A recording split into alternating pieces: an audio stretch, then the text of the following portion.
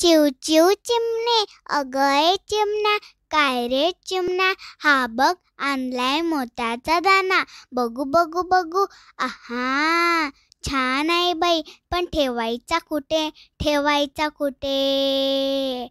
त्यात काय मोठे बांधूया घरटे हा झाडाच्या फांदीवर बांधूया छोटे घर चला चला लवकर काम करू भरभर मी आणते